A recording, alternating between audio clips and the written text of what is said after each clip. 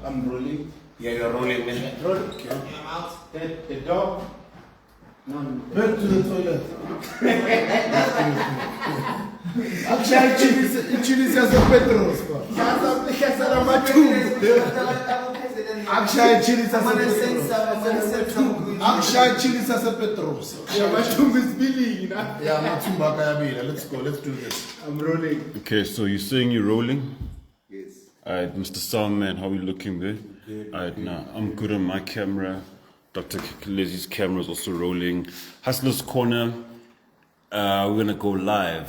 Big homie, are you ready? Yeah, bro, ready. Okay, so we're gonna go live in 3, 2, let's get it. Mzake's Kitchen. We are live. The Hustler's Corner is live from Zake's Kitchen. Zake's Kitchen is now live on Uber Eats. It is live on Spaza Eats. It is live on Mr. D. Mzake's Kitchen is now live. We are live on Uber Eats. We are live on Spaza Eats. We are live on Mr. D. Ngena lapha check menu yethu phethu check ukudla sikuphethe lapha. Go check our African food, akasi food, amakota wethu, inyama yenhloko umleqo, yo check umkhodo wethu ukuthi unjani lapha, ama ribs lapha, ama vors, ibrine konke nje. And then as soon as you've checked out our menu, just order something if you're around Johannesburg. We're going to be growing to the rest of the country very soon, but we are starting in Johannesburg and we are live. We started in Good Friday. Good Friday, since live Mzake's Kitchen, live on Uber Eats, Mr. D, and also on Spaza Eats. We're also going to be live on Swiper very, very soon. Still, we want to support you. Our first weekend, that's called launcher. We did over 1,000 orders. Over 1,000 orders, and yeah, that's an achievement, guys. 1,000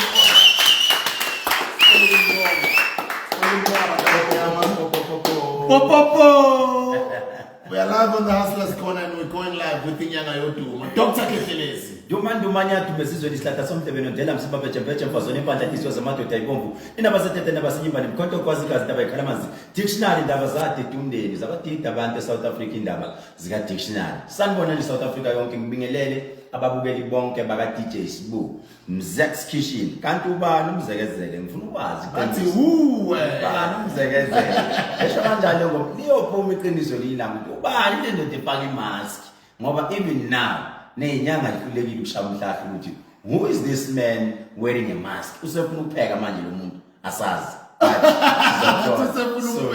uzothola maduze ubani le ndoda efaka imask. Siyabonga uzosivakashela Mzonya Yodumo Dr. Kehleleze ekhulunywa ngawe everywhere since wasishiya la 2 weeks back qeda ukushaya interview maybe 2-3 weeks back since abantu bakhuluma ngawe at least 3 weeks back. 3 weeks back, no?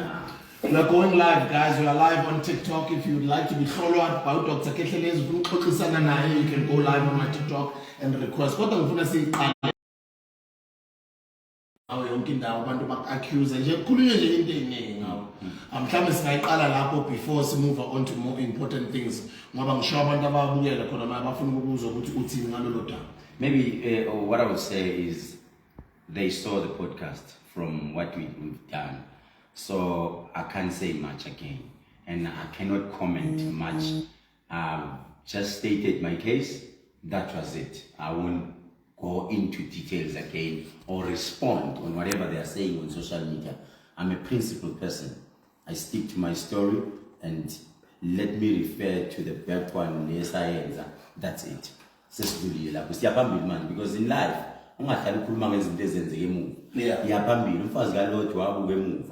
waphenduka isitulo sika Saudi so siyaphambili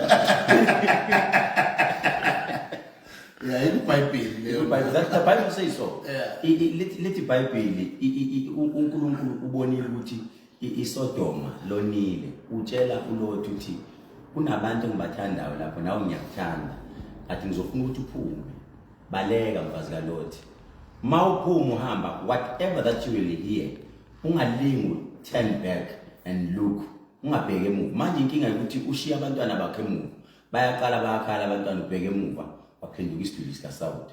So what I mean is esakhuluma ngako sakhuluma sidlulile manje okudala kudlulile siya entweni entsha manje sibheke phambili. Let's not even comment about that. Let's see phambili manje. Let's pretend as if nothing happened. Ayikho into yakenzeka siye phambili. khona eli-orange ikhala kaMzexman, khona eli-green ikhala MK, khona elibomvu ikhala EFF. Yamalem. Yamalem. Thanks because there is no ANC. How's that? Listen, let me interpret this. Yeah. This is EFF, Yeah. it's red, ne? This is MK, Yeah. it's green. This is NFP. In other words, yeah, NFP is orange. Yeah. In other words, when I'm saying, Oh, I see. Okay, I'm sorry. In other words, when I should you support the NFP, because most of the colors we are here, which are here, it's orange. The quarter combo, it's orange. It's almost orange. So now I'm saying, now I learned daughter. Now Mzexman. Now I learned daughter. Kogi mask. Kebo. Kodwa umzekeze wayifikela kuqala NFP. Siqala okay mina ngifuna ukushaya igreen namhlanje ngicela uqala ngalelo luhlaza ngicela MK. Ngicela ukubonga Thixo. Tipo. Yebo MK. MK. Always MK. I will die. Ngiyumkhonto wesizwe. Sisho njalo sithi forward. Mkhonto wesizwe forward. And thank you so much kubantu izolo abavotile kwi by election besinayo lapha ne ward 110. We've won, siwinile. Congratulations ubonile ku social media. Thank you. Siwinile. Kwaza mkhonto. Injalo nje ngike ngasho ngathi siyakhona siyosupport and sizowina. Thank you so much. Siwinile mfowethu. Bathi ngibone nithathe uHodu from ku-DA. Yes, sithathile. Icishe yasihlula but bebengeke balungu. Yeah. Honestly bebengeke balungu. Isizothatha ikhandi. Yeah. I-demonstration lesiyenzayo nje ama-ward siyathatha encane kancane. Yeah. Yethu lezi zinto lezi. Nomhlambe siyayiqala lapho ucabanga ukuthi mhlambe lokho kwenzakele ngecala lokuthi bathi udlongilule about 2-3 weeks back was politically motivated. Everyone can see, especially if you're a politician, you will probably see ukuthi into emnandi ukuthi kunamagama esiswatholile abantu behind all this. But that won't stop me from supporting MK. MK ngizolwela. Ngizolwa. I'm not looking for any position. I'm not looking for nothing. In fact, I will continue putting my money MK. Le hlangana izokhulula abantu bakithi abamnyama. So if I need to voice out, I need to ukuthi ngikhulume ngo-MK, ngizokhuluma ngilwe ngo-MK no matter what. But siloko shilo sithi forward ever, backwards never. Sai njengamanje siyagwaza siyaphambili asihlehli no matter bangathi rape bathi murder bathi stealing whatever it is, but siyaphambili manje. But kanti ama-politician anokushayana ngezomjolo ngabantu besifazane kakhulu. That is the first. Maui politician, you must know, whoever is watching right now, Maui politician, the first thing about Shanghai, the second thing about Shanghai, it's money laundering. It's money laundering. The third one, basically imali kahulumeni. But no, koni imali kahulumeni ayintshontsile lo. Izinto vele ama-politicians akuhlala kudlaliswana ngazo. So asinandaba nokuthi bathini but I'm saying for whatever anginandaba and futhi ngiyasho mina futhi whoever shaya mina ngiyamxolela mina ngiyena umuntu wama-grudges. No, ngiyaphambili usuzama nawe. Just imagine Chosha ukhethe izomshaya lahla phansi ngiyosho ukuthi you are a champion, but hey usazozala umuntu ozoshaya mina because yonke into yami it's transparent, yonke into inama-records phansi. Ayikho into engiyale and futhi mase ngibona ukuthi ngisekhoneni ayikho into ekuthiwa the truth shall set you free. Hence wangizwa the last interview ngabona ukuthi no akusekho ukucasha la ngcono ngivele ngikhuluma iqiniso ukuthi le nto izofika kanjani kubantwini. Let me just tell the truth, ngingabuild story and yonke into engayikhuluma into emnandi ukuthi yonke ibikwifile ibikudocket yonke into. So that's it. yini ongasho uthi uyifundile ngalento ekwenzakalela? Okay, into engizosho ukuthi ngifundele number 1, if ever you are interested ukungeneni ipolitiki, you must be ready for any political war. Number 2, into engifundile noma engilethele trauma yinani sibu. People must take this serious. There are people out there abarepiwe ngempela okweqiniso. So into engiyibuza yona ukuthi yazi umuntu makuthiwa urepiwe sengivele ngithi no man maybe unamanga lo uyadlala because I know the truth of this. I hope maybe wonke umuntu uyabona ukuthi lento uma ulokuyilandela ulalela mina ulalela umuntu lo okhulumayo omunye. Today let's not talk about people's names, ne? Yabaleke emagameni abantu namhlanje. Let's not give them free airtime. So mawubuka lo omunye the opposite party ubuka mina no. Uzothola ukuthi kuna stories amaningi awakhiwayo. So lento, especially this message, it's going straight to the state. Remember, I've opened a case first, a criminal injury. Yokudicilela phansi isithunzi sami. Mangivula leyo case, this message is going straight to the minister. And I did abhalela uminister incwadi eyokuthi I'm complaining as a South African. Now, I've asked the state to bring whatever resources that you have to come and investigate me. Investigate to see whatever that I'm talking about, it does make sense no me iqiniso. And lento ngiyenzela ukuthi uma bethola ukuthi kune case abango, uma bethola ukuthi iyamanga, someone must be accountable. You know, now sephuma into ephumayo ithi in my house bekunomzimba, a dead body. There was a dead body. Exactly. That is a serious case of which the government ubaba usenzo mthunu kufanele ashesha ngenele. Abonisa ukuthi umthetho eSouth Africa udala. Abantu bangazenzeli umathanda. And if it's a political war, akumelanga bayithathe this for granted.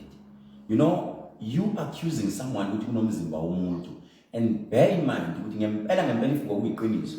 Ebezothi mayovula icase, I mention leyo nto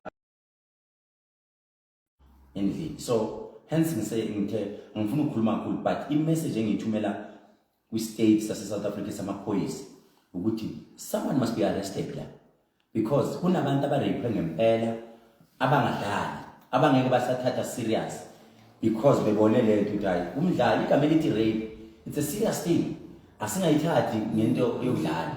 And lento amadoda maybe one day they need to be given a platform.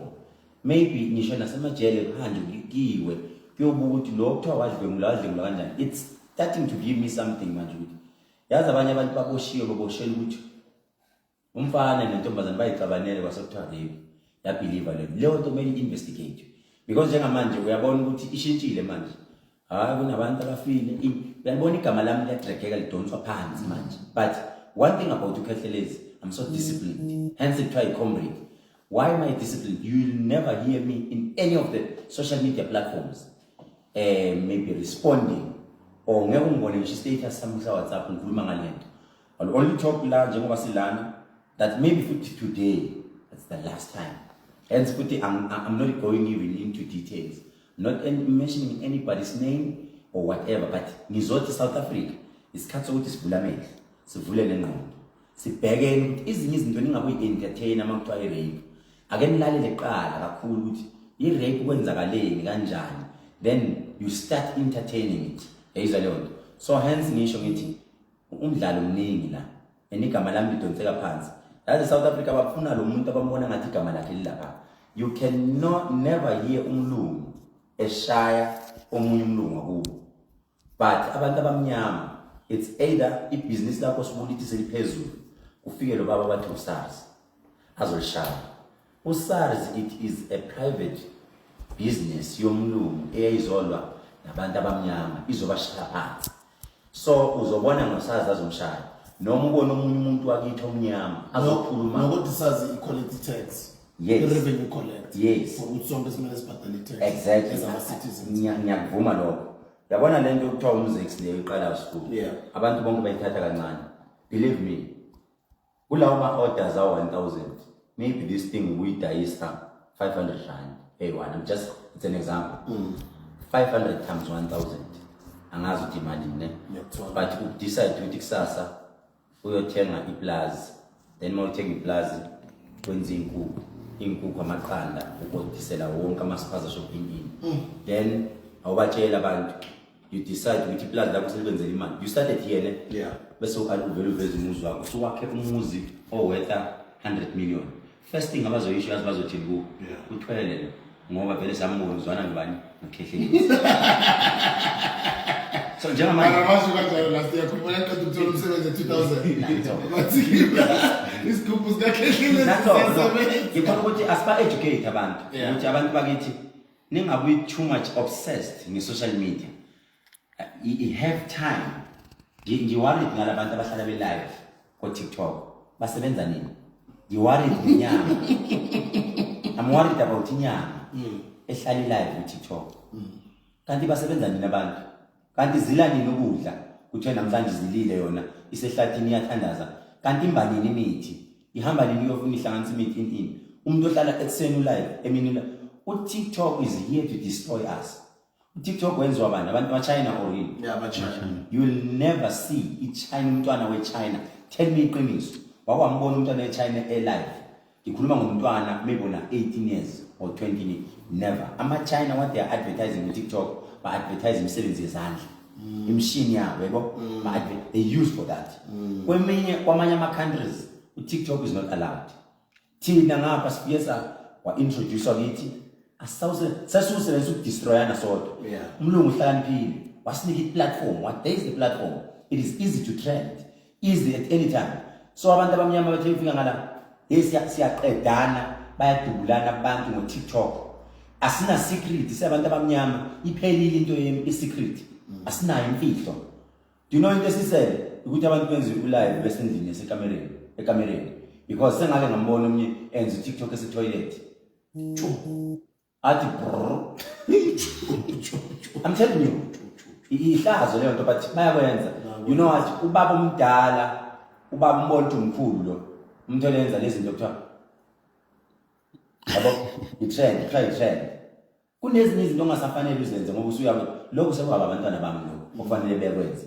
Lokho akuseyini. So into engizama ukuyitshela abantu ukuthi i-TikTok they must be very very careful. Uzos-destroy. Into engizoyisho ukuthi abantu we must focus. Let's use TikTok wisely. Mina futhi yabona mangathiwa uMK uyathatha ngene emandleni. The first thing that I will tell Zuma, noma whoever will be the president, ngizothi asilweleni ukuthi manje siboteni uTikTok asuxosheni nesa. How? Yes. I'm telling you. Kodwa uyafana nje no Facebook no Twitter. Yes. Iyafana but TikTok angudingi. Usudestroy abantu bangaka abantu abafile. Ungcono Facebook ngoba ukuze ube live eyidinga angazi indlela idemon elingenile but ngake ngayenza prophecy no TikTok. Ngayenza prophecy ngeApple iphone. Ngayenza iTikTok ukuthi kwenzakaleni no TikTok idemon. Do you know that you can be live the whole night ungafikela ubuthongo? But you can't do that on Facebook. Why? Because the accounts are secret. Enziwe ku TikTok. Wangena ku TikTok waqala wangena uunderstand ikhanda lakho libangathi uyahlala. Injani? Yeah, awushaywa wedwa nami ngishayiwe strong. Ukuvisa abantu nje ukuthi sishawe kwathiwa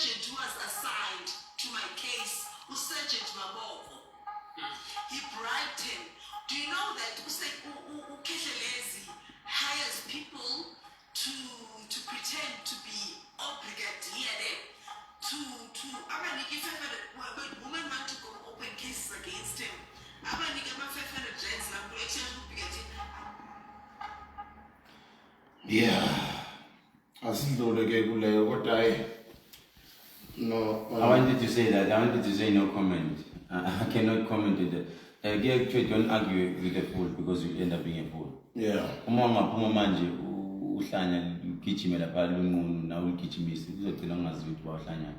So let's not talk about this, man. Let's move on. But the case is still open, and it's The case is still on. Uzothi omunye wayekhetheleze ngaboshanga. I think in South Africa they are doing a good job. In this case, isishintshele ebantwini abayi-3. First one, it was given to this other detective in Norwood. That detective, it was transferred. He motivated umnikazi wecase. It was transferred to Low Tongue Private. But funny Tongue broke. Second thing, Private Mapoise. Yamuvela kuyena. Then yaya ku-Kennel. Kennel naye. Yamungu manje seyiphethe uBrigadier.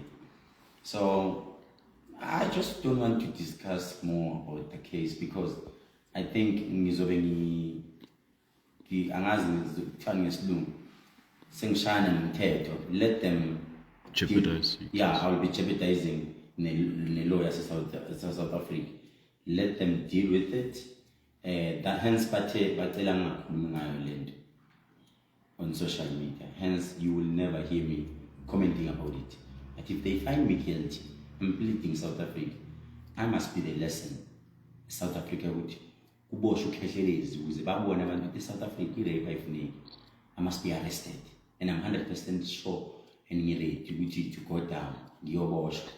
But if ever bethola ukuthi angikho guilty lento yakhupha ngicela sibu untombazana must be a lesson yokuthi naye bambo ukuze kubuye isithunzi sabantu besifazane. Kunabantu besifazane namanje sisakhala esibaziyo nathi ukuthi badlwengula, we are helping them ukuthi kuboshwe abantu.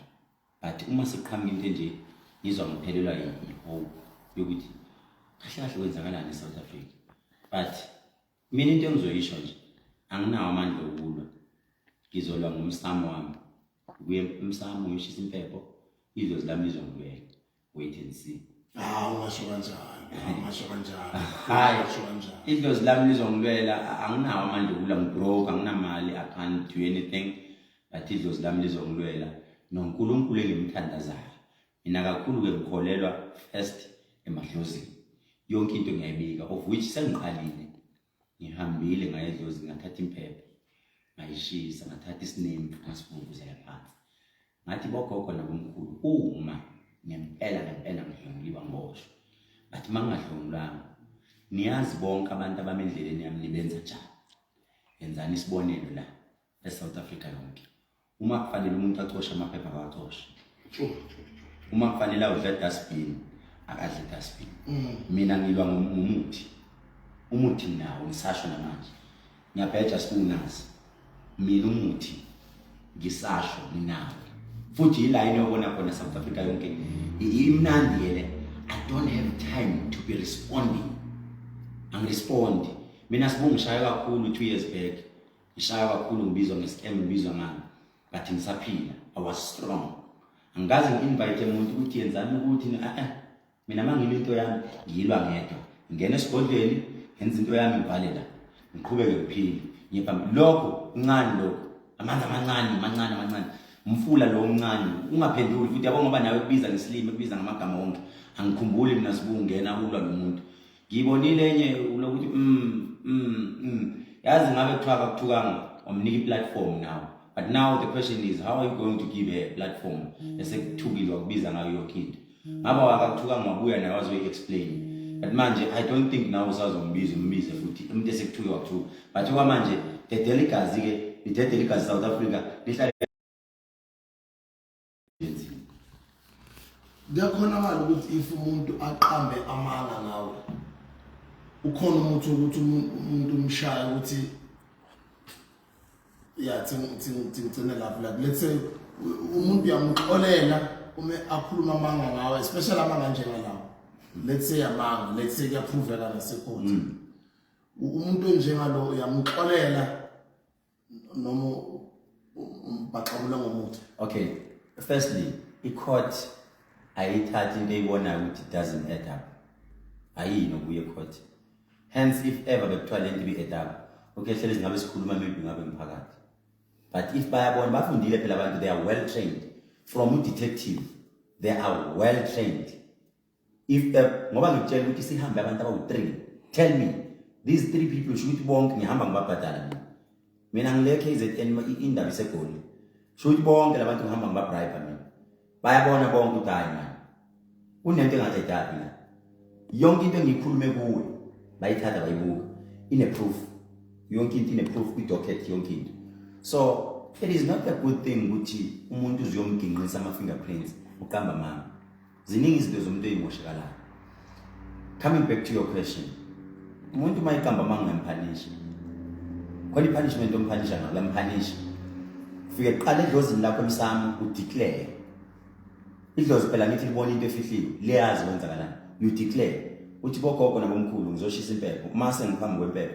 akufanele ngabe ngiqamba mama kumele ngikhulume iqiniso na manje zonke zivuleliwe manje ilwana zizongidla amagubesi azongidla amasanga asetshela avuliwe kumele ngene uma ngiqamba manga ngivuleleni ngene uma ngaqamba manga ilwane ngene dlozi lami vukanilwe manje ngabanga ukuthi sekuyisikhathi ukuthi livukeliwe elakithi idlozi cha lifana nami lalilungile ngilungile sibu uyangazi bengeke ngizwane nawe baningi abantu abenza ama interview kwena sifike sa amagazi etazwane yezwa lonto angiyena lo muntu mina onenhliziyo embi hence ngisho ngithi usizi ngabe futhi wayeze kimi bathi ngilambile baningi abantu mina ngibasizayo bathi umuntu ngilambile uze kahle leyo mali 1 ina ama blessings 2 I can even maybe operation umsebenzi siswami nawo nomsebenzi uyizameni but mawungizela ngale ndlela ukuthi ufuna ungishaya ungizela ukuthi ufuna ungishaya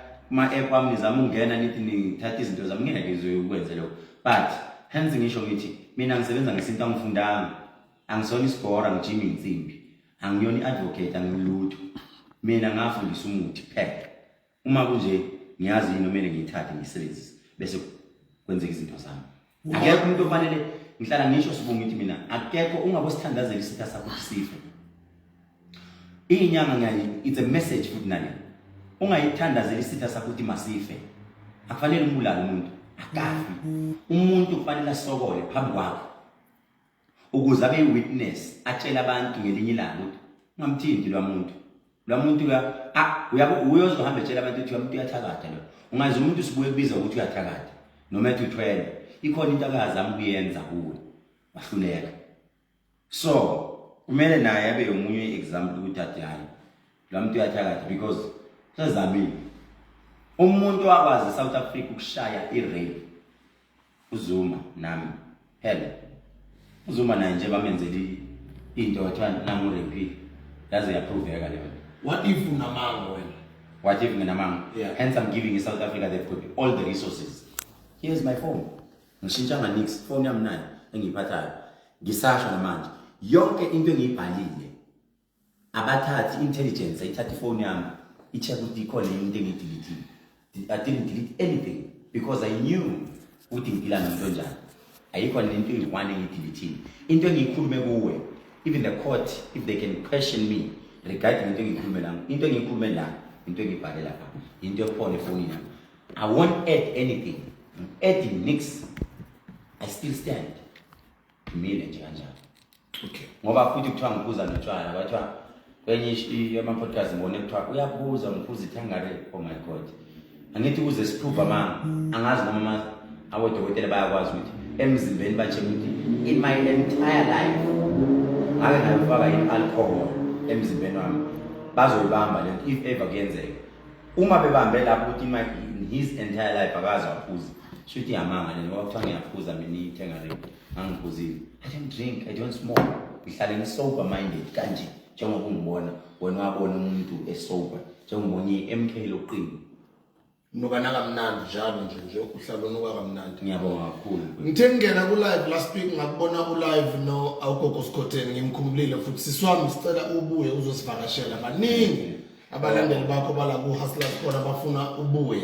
namdala ngacela I think the last interview said it's maybe almost 3 years ago now ne 2 or 3 years ago Justice. yeah so sikhumulile gogo Skhotheni I'm looking forward to our interview nokuthi sikhulume ngejourney yakho entsha uqhubeka ngayo siswami. Siyabonga uma uqhubeka wenza umsebenzi kaNkulunkulu. Ngibone ulive no Dr. ngibone wena Dr. Mzo ulive no Gogo Skhotheni nixoxa laphayana. And kunengxoxo egcwele nje eMzansi and nentsha they are starting to get confused ukuthi kanti are you able to resign from ebungomeni, which is it is a good thing uma ulandela uNkulunkulu, whether ebungomeni noma enkonzweni it's all a good thing ukuthi encourage abantu ngokuthi babe ama-Afrika balandele isintu sakubo noku-encourage abantu noma bathanda uNkulunkulu into enhle konke lokho.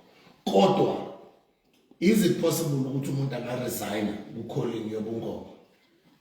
Funa ukwazi from wena ngifuna ukwazi nokungize nenye room futhi ukuthi ngathi nawe bathi njengoba boxoxa lapha noGogo Skhotheni ngathi bathi nawe uyaresign ebungomeni.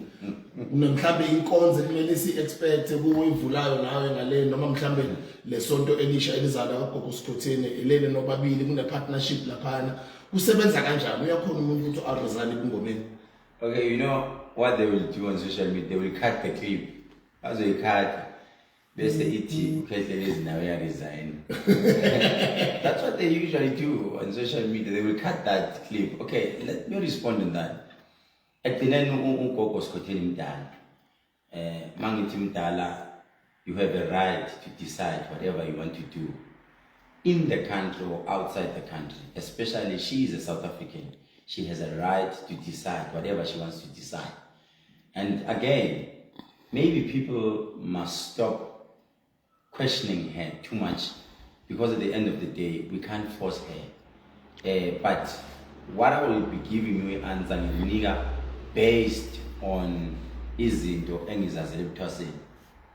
Uma ungenwe idlozi, it is not by choice. If it was by choice, baningi abantu kufanele ngabe bayizangoma abathi mabebukukhetheleli bathi I so wish phila le lifestyle. But idlozi aliveli kungene noma ubani. Mase likungenile aliphumi nakanjani. Ogogo nabomkhulu abadecidayo ukuthi njengamanje step esifuna ukubeka kusona isiphi. And what I'm saying is uGogo Skhotheni uthi yena usefuna ukungena esontweni. Maybe uhambile emsamo wayoguqa wacela ukuthi cha sengicela ukuyosebenza esontweni. Sikhumbula ukuthi isonto nalo masibheka deep nesonto maybe ayongena, the thing is angazi ukuthi uyongena kweli episode nalo lisebenza ngemoya. Yena akasho ukuthi angisangeke ngisawusebenzisa umuthi kodwa ngizoqhubeka maybe ngithandaza for the fact that she's still praying. Nakho leyo nto isabantu abadala ngoba phela la kulapheni sinabathandazi sinenyanga sinezangoma.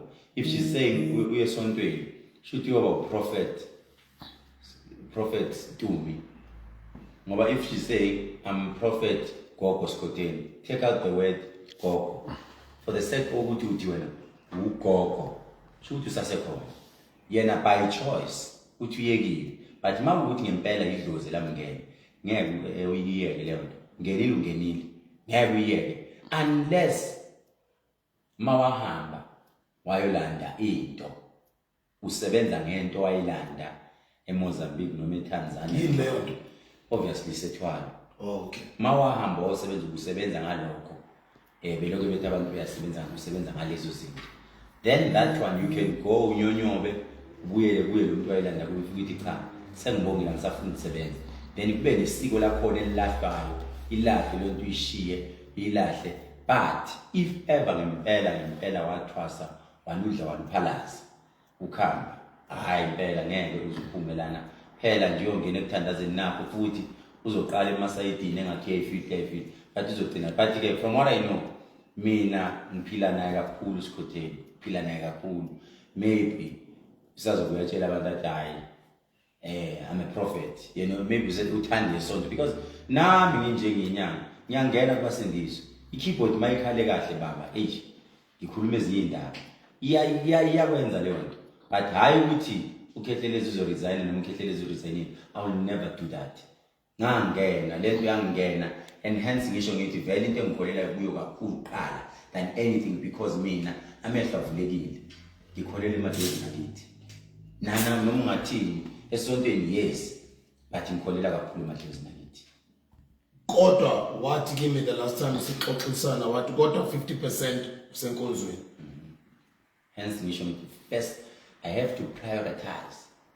Noma kuthiwa manje thawukhehlele ziyaboshwa ngithi awu Nkosi yami okuyidlozi lakithi elingibhekile lasekhaya komama. Yezwa yona. So ngiyakholela kakhulu because ngiyazi ukuthi yonke into enginayo noma ungangibona ngigibela imoto enjani ngihlele emzini onjani anginikwa nguNkulunkulu kodwa ngayinikwa abantu bakithi.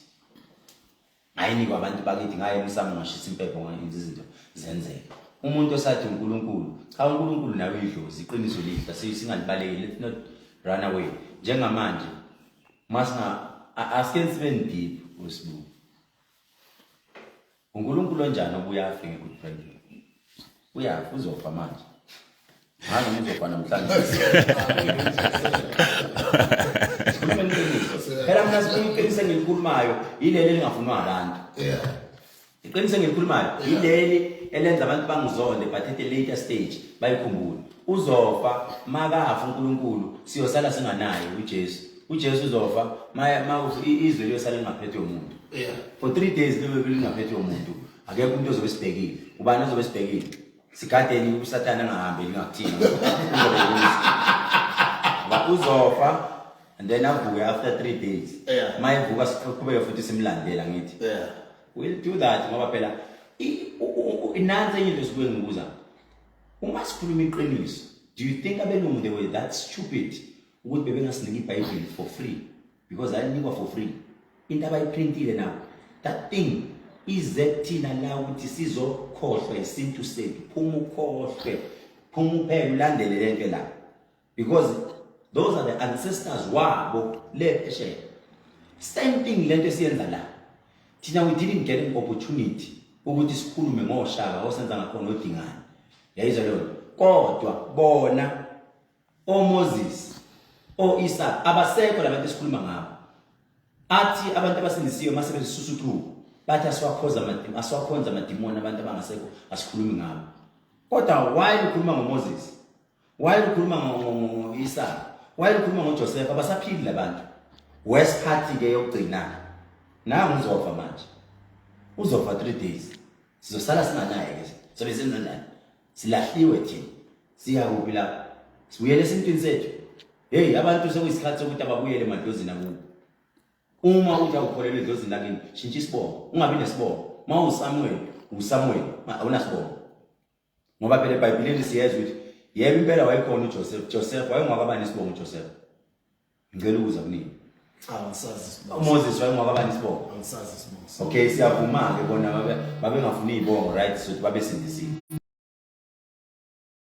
because the moment uthi ngu-teaspoon wakandlovu musu ushuthi mina ngizele kabusha ngegama likaJesu in lutho phela wena ugatsheni uboya benyathi yezwa mawusho kanjalo uyithakazela sikhuluma abantu abangasekho siyabavusa manje ngoba yithakazelo lezo uzozwa manje Nkosi yami nami uJesu mayivuka nami we mame ba confuse abantu hayi yabona mfowethu umuntu olikhuluma iqiniso ofana nami olikhuluma iqiniso ofana nami uma gecha angeke ngimenzele umona mina umuntu lo wamjita bathi uyamazi uma gecha Cha mazi. Ngisazoke ngimbiza interview engekho ukhuluma iqiniso uyayenza lento ikhulume iqiniso ukuthi abantu isintu sakho iyona into ehamba phambili wena imvelaphi when you are an African you must be proud of being an African why ningathi ke right ngo Good Friday ake nihambeni ke Good Friday niyele phezulu leyo kwashonela khona uJesu ake novakashela belungu nizobona into yokuqala bazongixosha belungu bathi go back to your country asinazi nini kodwa sibhizi Jesus oye kahle boy siyasho phela ngoba phela basilandela abantu kwesazana ukuthiwa uJesu uyeza uzofika nini kanti uzofika nini abasinike inamba yakhe simfone simkanti uzanini ingeke lanto yabhala abantu abahlakaniphile abelungu yonke into ababeyibhala lapha babeyazi ukuthi sazoyenza ukuthi makuqeda la kuzoyenza ukuthi asifuni nabantu vele basondele esintwini sabo abaphume baphele nje entweni etidlozi babone ungathi amadimoni ayishifta from our roots abashifta abanye mina ngeke mina ilapho nje Manje uthini kugogo Sikutheni Hawu gogo Scotty ingane yami Nkosi yami it's a choice yakhe naye. Mina one thing about me angiyikhandi indaba zabantu. I mind my own business. Ukuthi amakhelwane kwenzakalani kunentuthu eshunqayo anginandaba.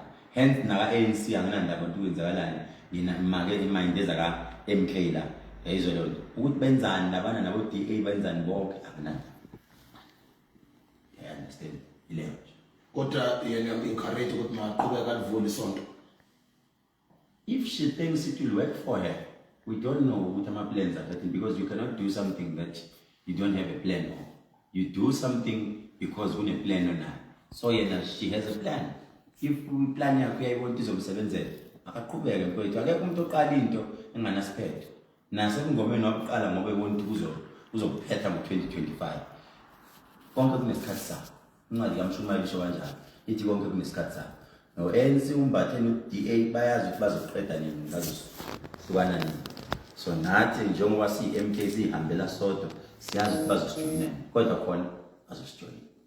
Mina ngimrespectela ukuba ihasla kwakhe. Une confidence usisi futhi une vision.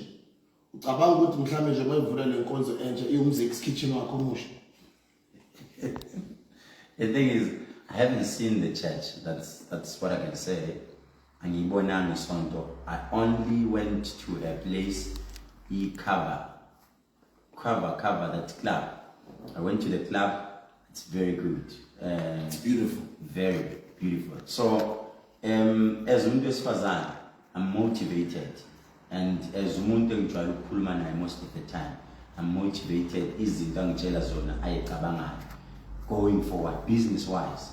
I'm encouraged. I'm an encourager. And what I like about her is even now Leo resigned last month. One called maybe about 15. She called me maybe 15 times. Was shooting busy into the politics. I answered Shani phone. She wanted to tell me, no, you know what? I want to start something new now. The name is shooting team. Hence, I'm available. But in the Tandaro, I got dependent umuntu wesilisa endodeni because ma intombazana out there dependent endodeni indoda ungadependeli kakhulu kuyona indoda ithanda umuntu ophushayo nayo. Yeah, exactly. Uyabona uthi indoda mawusendlini uthi mawuthi ish yazi kushoti 1 or 2 athi umuntu esifazane no uyakhumbula uthi sange ngasho ukuthi kunento engihlanganisa ngithi manje ngathola into encane ayikho umuntu wesilisa othanda umuntu othi maholini impazi abuye nemali athi baba nayi imali ngisebenzile nayi what can you do.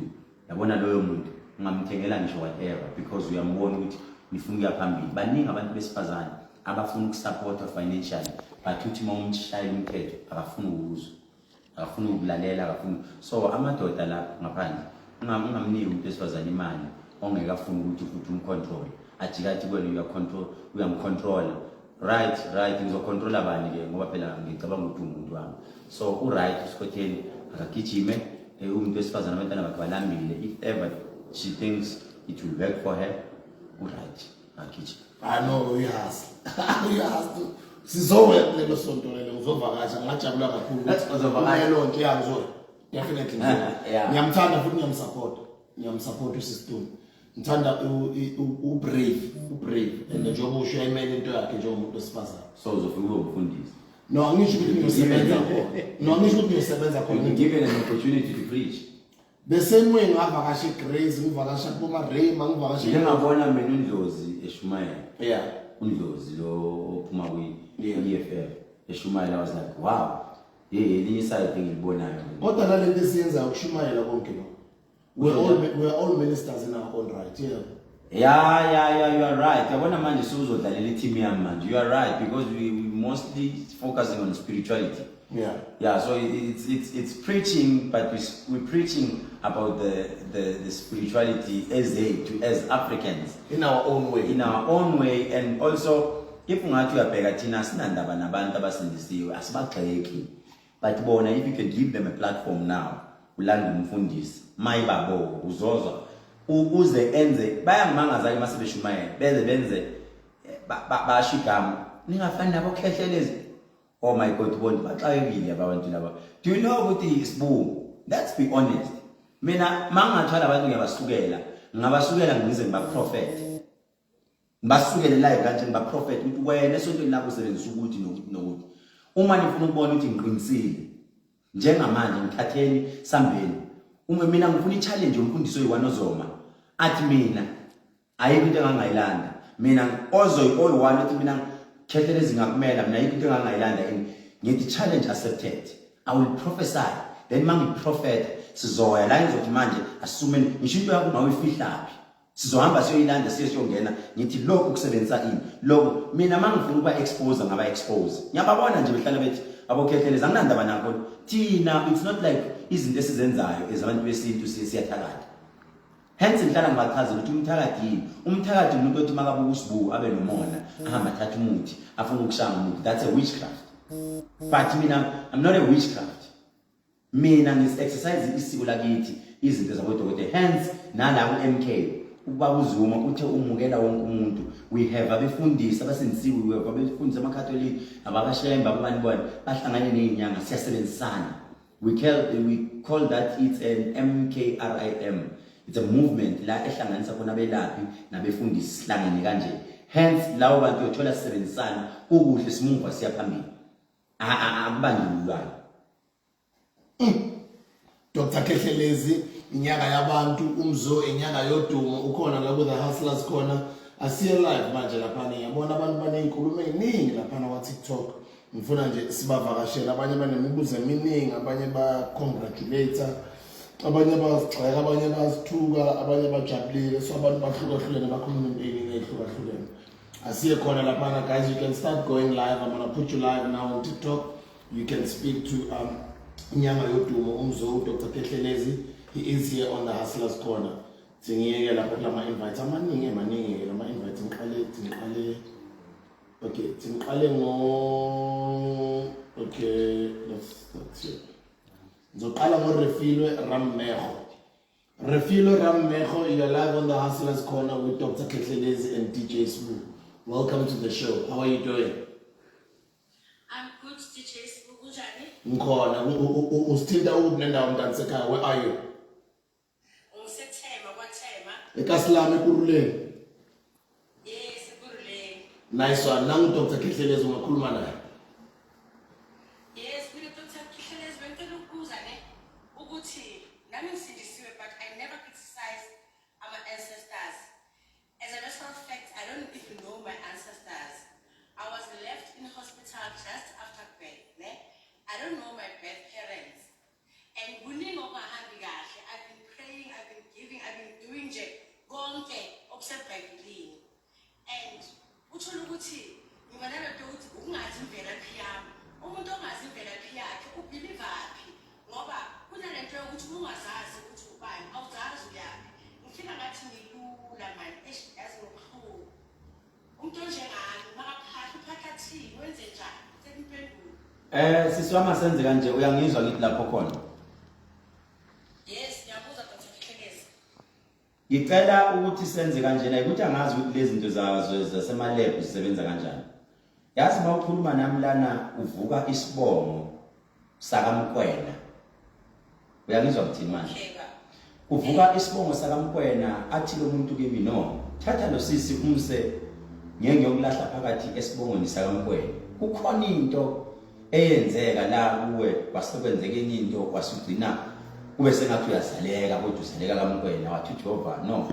Wena njengamanje mangikhuluma nawe ngizwa into zakho zimahlakahlaka njengomuntu angathi umuntu ongazi ukuthi ngibambe ini ngiyeke ini uthi umoya kimi sisi yazi nomsebenzi usazo kwafanele ufunde uqede kuthi makufanele uyosebenza umsebenzi omuhle kakhulu kuvaleke yonke into ungawutholi ngisho umsebenzi noma mawuthola ungalast ngisho 6 months uhlala kube sengathi namanje uyaphela wathi umoya ngcwele lento izokuhlupha sisi makufanele uyothola abantwana kube sengathi indoda naye ngafika kushiye nengane kube sengathi kuba nomunye naye afika kushiye nengane ugcine nezingane ongazazi ukuthi uyiqoquzele bengizothi mina if namhlanje beungakwazi ukusondela ngicela usondele namhlanje ngizokusiza for free of charge kukhona into ezofike siyenze masiyenza lento bese ngithi awuphinde uyenze 1 or 2 kukhona isalwazi siyofika kuwena ebusuku lele masifika lesalwazi siyoxoxela yonke into namhlanje ngizobe ngisebenza lapha eSoweto manje nje ngo5 ntambama ngiyaqala ukusebenza lapha eSoweto e379 Bilicane Street ngizobe ngikhona bengizokwenzela mahala sibone ukuthi ngeke bathole yini abantu bakini ngoba umama usaphila sisi la khona usaphila uthi umoya ongcwele noma kuneqiniso uthi umoya ongcwele kuneqiniso kumele likhulunywe la likhulunywe ngempilo yakho yangizwe ukuthi ngithini kodwa njengoba ngisho ngithi ngiyacela uze kumina siyothola ifamily kama wakho masithola ifamily kama wakho bese sikhuluma iqiniso sithi no lo mntana wayezalwa akukhulunywe iqiniso ukuthi kwenzakalani la ekuzalelweni kwakho uthe mawuqeda kuzalwa ubani wathatha ukuthi nokuthi kwaphambana izinto ngoba kuningi okwaphambana kuwena wena sisi lalela la uthi umoya kwakufanele bese ngathi kune rape eyenzakala kuwe futhi usemncane usakhula ngoba ngikwazi ukuthi kwenzakalani kodwa uthi umoya ngene khona uhlukumezeka kocansi okwakumele kwenzeke la kuwe khuluma nami ngizwe yebo kunjalo wahlukumezeka kancane ngokwecansi la nga-adoptwa khona lalela and umama lo adoptile akaqaphi manje ukuthi umthole kanjani ngathi kunamanga ngaphakathi amaningi njengoba ngisho ngithi awuzame sisi mawungazama ukufika eSoweto ngoba isikhathi asinaso mawungazama ukufika eSoweto namhlanje ngeke ngicharge eVincent fika kimi konke soyenza siyenze maybe wena ongaba oqala ukukhuluma kahle ngami ku social media ngizokwenzela mina lento okay Dr. Khehlelezi angazi ngiza inboxa ubhale address futhi ngoba la online azangisaphothi ukuyibhala it's 379 Bilikani oh simple ngena ku navigator ubhale uthi Dr. Khehlelezi okay izokhombisa iSoweto ithi Dr. Khehlelezi nje izokuthatha izokushiya eSoweto kwami okay Dr. 379 Mbilikani Street nendawo Pimville ePimville okay okay ngiyabonga Kyalebo osirefile uthlokomela ngwana ko gae ne ngiyabonga DJ Sifuna kulini ukufuna manje okay sizakhuluma ene ngimningi kanjani ntantsikayo ngithole railway mina ngilapha every day 2000 mina ngifuna efonini no problem any day mina ngikhona yes Dr. Sifuna DJ Sifuna nginencwadi engibhalile Yeah. but I'm struggling ukuthi ngilonje it's a very good book it's going to empower yazi emara sizakhuluma no problem ngizokunikeza advice ukuthi urelease kanjani incwadi yakho it's not a difficult thing yes good ngiyabonga chap ntantsikayo thank you very much yes Boo, you're live on the Hustlers Corner.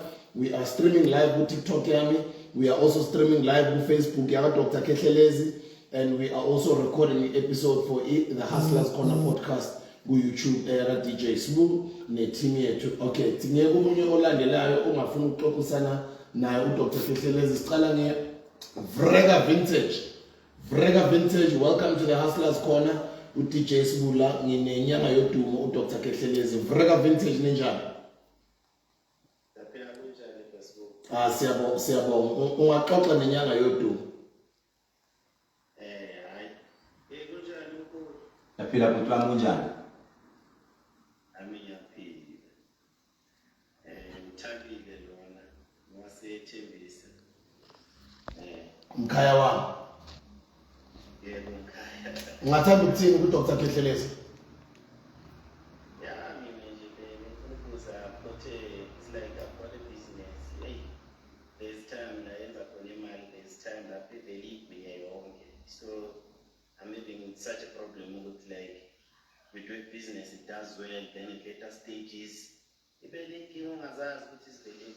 okay bhuti wami ngenxa yesikhathi asenze kanje ake ungenzele kanje bhuti ake uthole imali ewu14 rand kodwa beyama 1 rand if ever bewukunolwandle eGoli bengizothi ubese uhamba yolwandle uthole nobisi fresh milk bese uthathe le mali uyifake phakathi ebhakedeni mawufika laphana noma emfuleni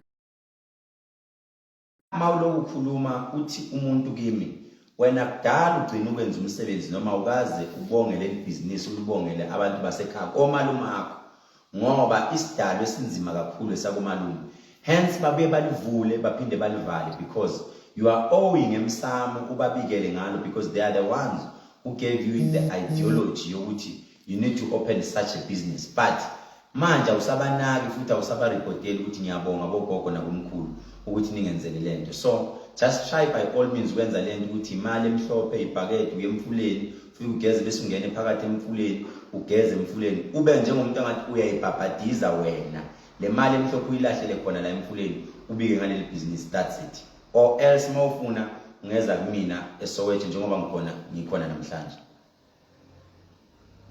Ngiyabonga kakhulu umkhulu ngizwile lento isho it's something that I dreamed yesterday.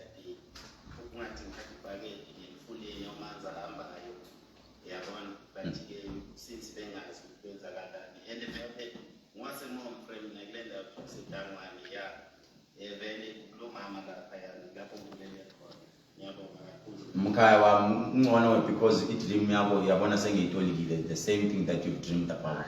Hamba kuyoyenza lento because iyona into abangitshela ukuthi izovula ibhizinisi lakho.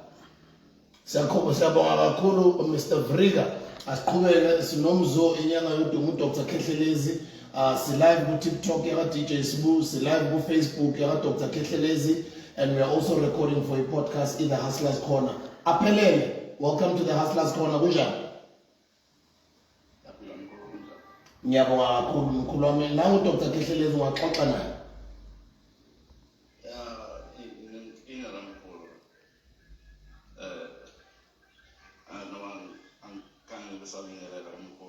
Yes, Baba. Oh, ngicela uvale le radio ku background ne uyehlise kancane kodwa uyabuza umkhulu khulumela phezulu. Okay.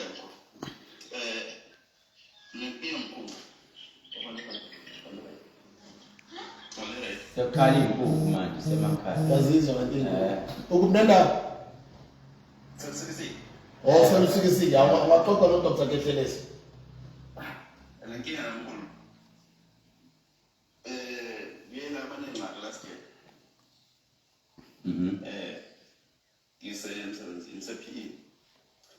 So, ngasiright lensisebenza khona ngumhle phansi angikwazi wami so bengifuna mhlawumbe wenzala Utwami mawukhuluma nami uthi umoya ongcwele angifune umama ozalwa nomama wakho ngimbiza ngokuthi umama omncinci ngithi usho njalo simbiza kanjalo umama omncinci wakho ngithi iza naye kimi ake ingene emotweni ize naye kimi uphi lo mama omncane wakho uhlala kwendawo semamsana license. Listen to me yazi mawungamfonela manje umtshele ukuthi uKhehlelezi nangu ekhuluma ngawe la lo mama uyagula and ngibona kwenzeka same thing njengoba yenzekile kuwe uyagula kumanje naye kodwa mayigulele ukuziqinisa kodwa iyambamba lento iphinde imiyeke ukhona umuntu olimele nina unimela kabi njengomuntu angathi unishaya ngento engathi umuthi yazi la wena before wesengathi namanje uhlala phansi uthi umoya kunesikhathi la okwakufanele ucishe ulunywe yinja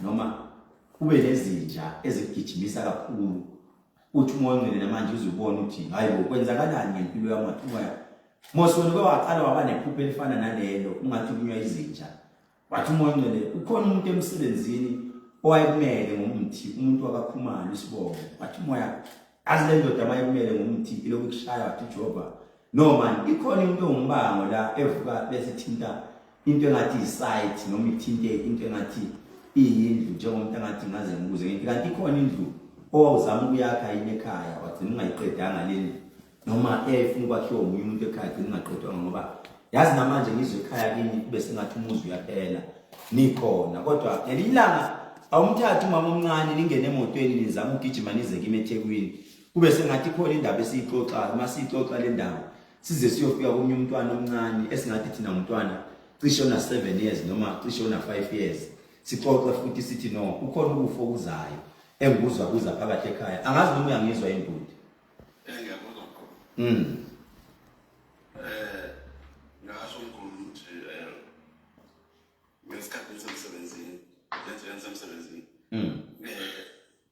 amaphupho yinto futhi engibeni kayinayo kodwa nje ukuphupha bekuyinto ebingenzekela before ukwenzeka lento yenzekile ngithi kuwe futhi kunezinja noma kunenja eyake yakujikela injoyi iqhelile udayibo lenja nakho uyangijikela manje kwenzakalani wathi umoya ongcwele before ulimale kunenje kwaqala okwafanele ikujikele wena wathi umoya ongcwele le mosbe umthi abewuthumela ukuthi uze ngenja bese ngathi lenja mayikuluma uba nesilonda esingafuna ukuphola kwayimanje lo anti wakho engimtshela ngaye omncane wakho uthi umoya ongcwele angaphathwa zinyawo zidumbe kakhulu bese bangathi bambamba uswekile esibhedlela ngazi noma uyangizwa yini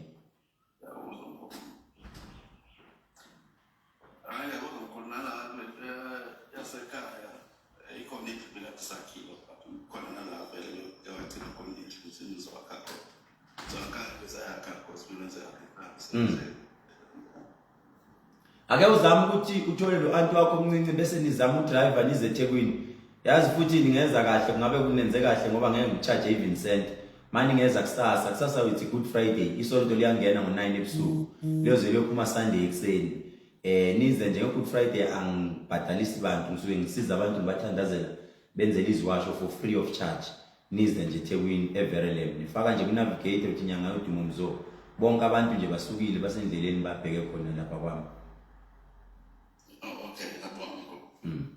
Ngiyabonga kakhulu ukuthi aphelele ngathi inkinga zakho zingaxazululeka ngicela babengelela nasekhasi bonke isikhathi sakho. Ngiyabonga Mfundisi. But aphelele Mkaba sibonga kakhulu baningi nje abantu balala ku TikTok we are live on TikTok at DJ Sbu live we are also live on Facebook enyanga yodumo umzo Dr. Kehlelezi we are also on the Hustlers Corner YouTube platform baningi nje abantu balala bathi ngokubuza ngendaba kaCwecwe bathi justice for Cwecwe ingane encane engazi lutho ena 7 years old since for the past month eMzansi kukhulunywa ngayo kunento eziningi nje ezixoxwayo ngalo lolu daba noma ngayo le case yaka Cwecwe wena ungathanda ukuthini ngalolu daba Sbu into engizoyisho ngoCwecwe ukuthi I did send a public message ngathi ngicela ukuthi umama kaCwecwe eze kimi mayiza kimi umama kaCwecwe let's discuss this thing kukhona into busy emsebenzini kakhulu but she has promised to come who knows she might come manje njengoba Good Friday she might come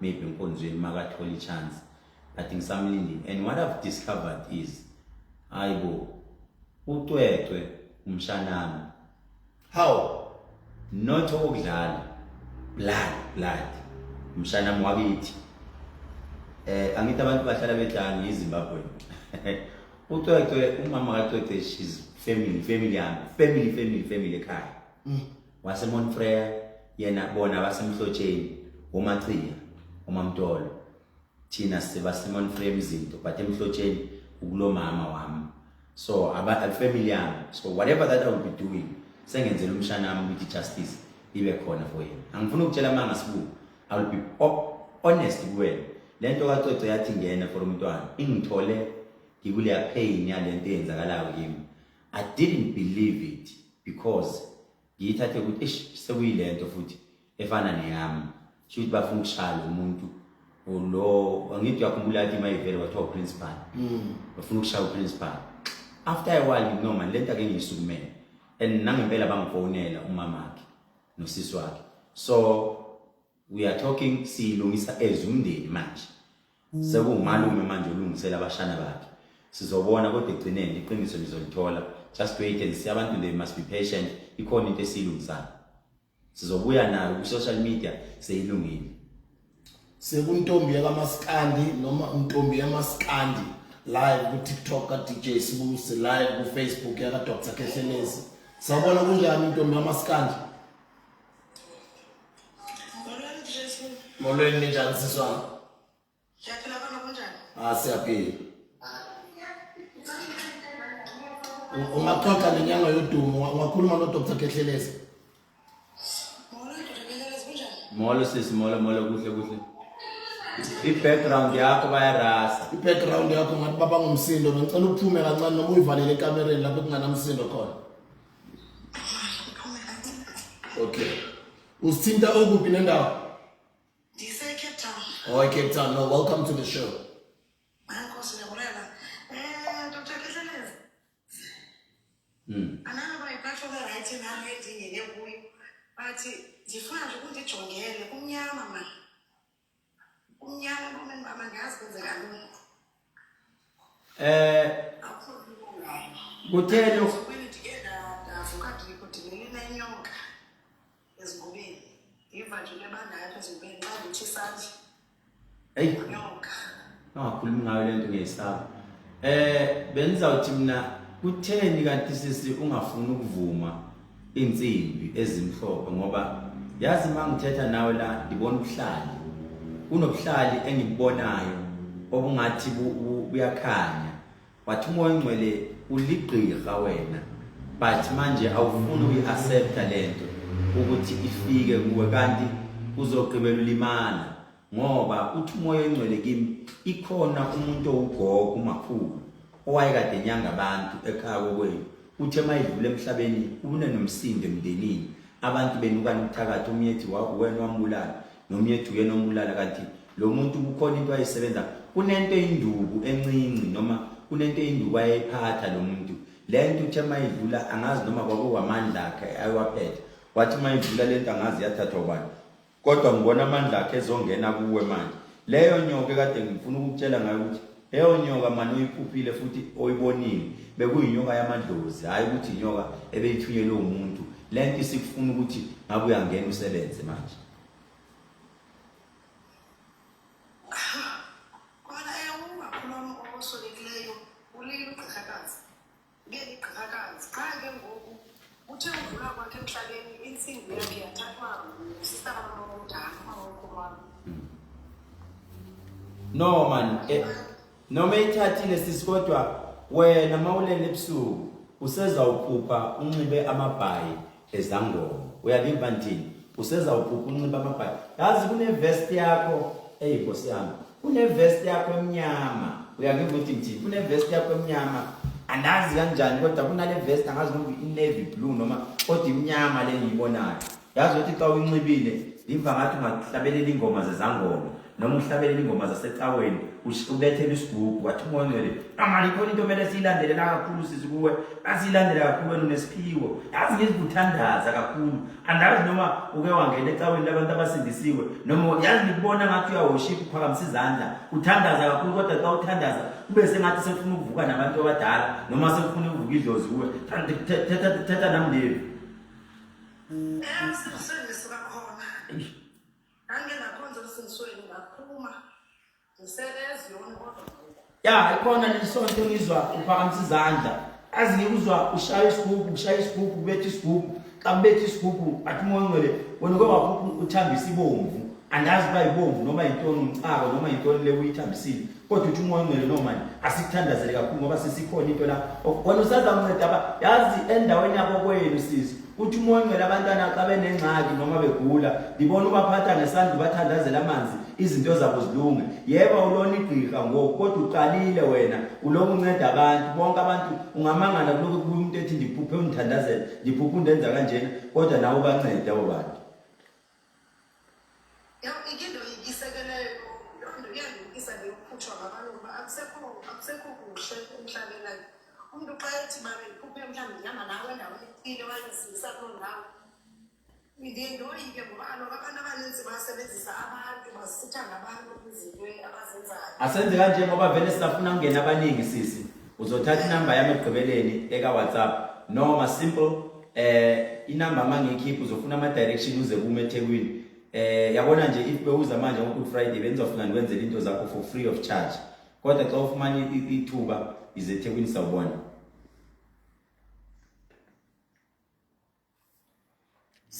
Siyabonga kakhulu Ntombi yamaskandi. We are live on DJ Sibu TikTok. We are live on Dr. Kehlelezi Inyanga Yodumo Umzo ku Facebook yakhe. We are live as Umzek's Kitchen. Good Friday kusasa we are available ku Uber Eats. We are available ku Spaza Eats. We are available ku Mr. D. Sithengisa inyama yenhloko, umleqo, ivoro, inyama yebrayi, amakota, ukudla nje okumnandi, amadombolo, istampi, ipapa, ukudla nje kwesi-Africa lapha ku Umzek's Kitchen.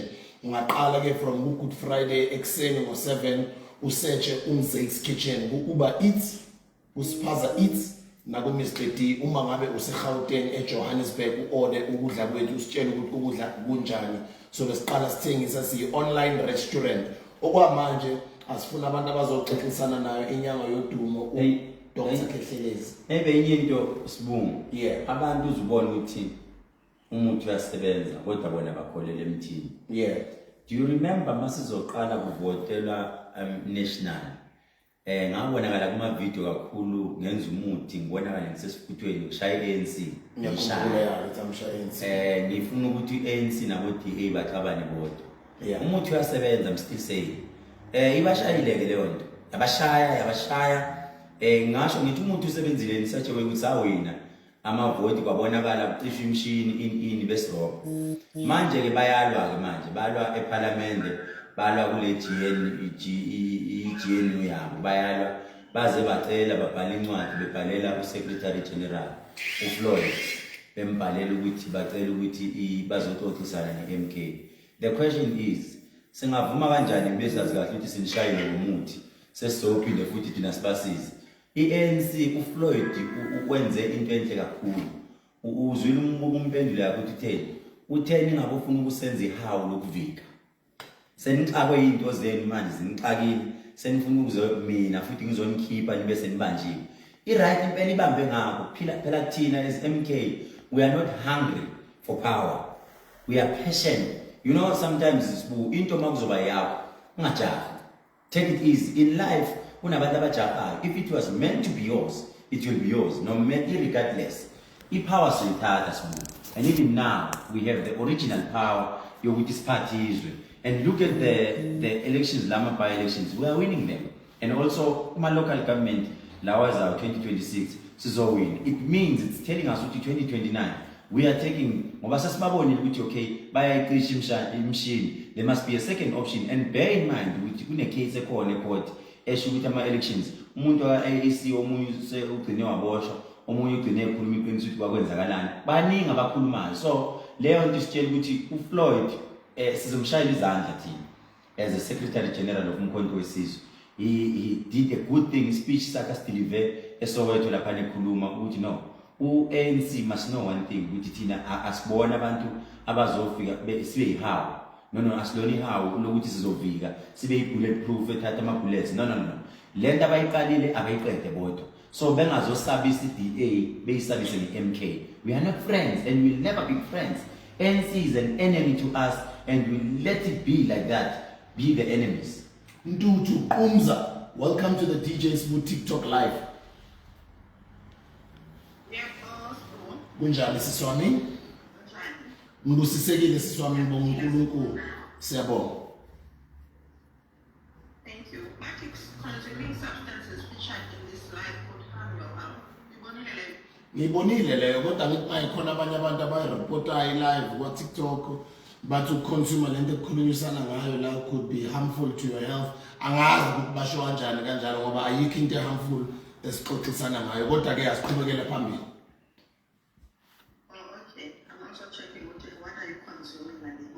Oh, mina consuming energy drink nayo imofire ile green le yabona le fana namakhala we-MK ngiphuza yona la yabona nayo khuluma noDr. Khehlelezi Khehlelezi unjani ngiyaphila siswami kunjani ngiyaphila uthi Khehlelezi uswelekelwe ngumntana sometime inhliziyo yami ayixolile indlela asweleke ngayo umntana it's been almost 2 years now but ngiyazi kwenzeka ntoni up until now I'm wondering kwenzeka ntoni sisi bengizokhuluma kodwa inkinga yami izothi last public platform so angifuni ukuthi mangikhuluma kanti umuntu onesandla kuleyo nto uyabuka naye ebese sibopha yonke into esikhuluma noSibu manje we must be very very careful because we are teaching the country we are teaching whoever so into esiyenzayo kumele sibe 100% sure but i-answer isifikile i-solution isikhona kukhona abantu esiyothi masikhuluma ngabo babe nenkinga one day make time come to me esontweni mina akekho ngangivimba ngoba ngikhuluma noma yini isonto lami ayizwa leyo nto isonto lami ukuthi angikwazi ukuthi kude kangakanani bengizothi sondela ngo Good Friday sizobona ukuthi senza njani ukubunendawo siswami London. Okay Monti okay ma unga driver nje suke eMonti ungayikhava inkonzo ingena kusasa ngo10 ebusuku yoziyophuma Sunday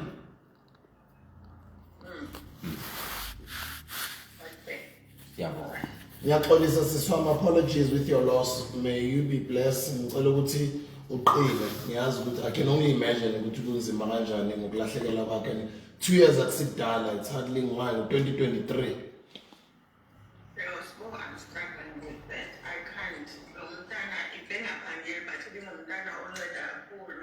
No miss in the middle of the road. Yes, and yeah, I don't know. Bekana ngakhi? Because I guess.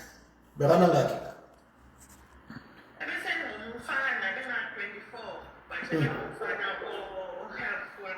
I won't stop endleleni khona ebenza just everything endlini. Was very helpful. Ebesafunda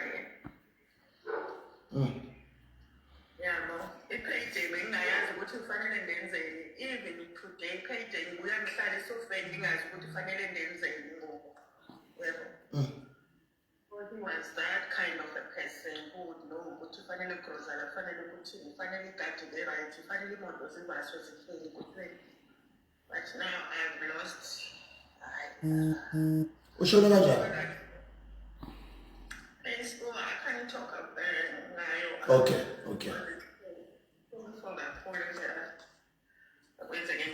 Ngiyaxolisa siswami uqine yonke. Okay, so. Ngiyabonga ukuthi usithinte siswami. Okay, thanks. Thanks, God.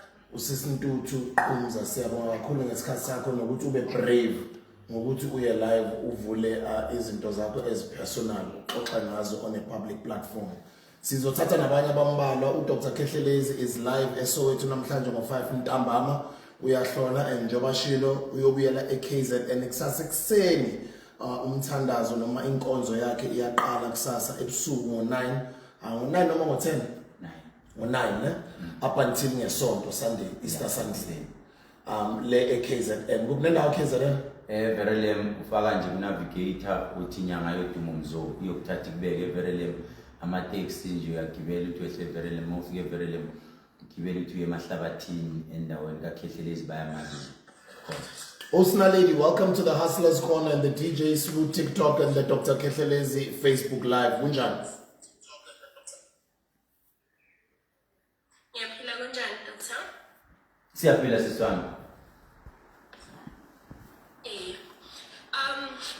Alana man, i-life yami yale yangithola ukuthi kwenzakalani yazi. Kodwa ungabuza noma yini ofuna ukuyibuza uDJ Sibu ngihlele nenyanga yodumo umzo uDr Khehlelezi. Ungabuza noma yini? Mangithi i-life yami iyabheda. Usho live, awusho i-live. Ngicabanga ukuthi usho live ephone. Usho impilo yakho. I-life. Ngiyaxolisa. Yes. I mean, kwasekhaya kunama-family members angathawa ngithandisisi like ngizothini mabavakashile maybe kuna-something eyenziwayo ne bazothi mhlawumbe ngilethi itiya bathi ayi mina ngishaya yabo nje banoqayana nje ungathi yabo manje ngifuna ukwazi nasesikoleni nje la ngihamba khona ngiyazona ngenzakani so I wanna know ukuthi kwenzakalani. Uhlala kuphi siswami? Ngihlala eNhlazatshe. Nhlazatshe seMpumalanga. Yes. Mele uzojoyina umkhonto wesizwe yabo.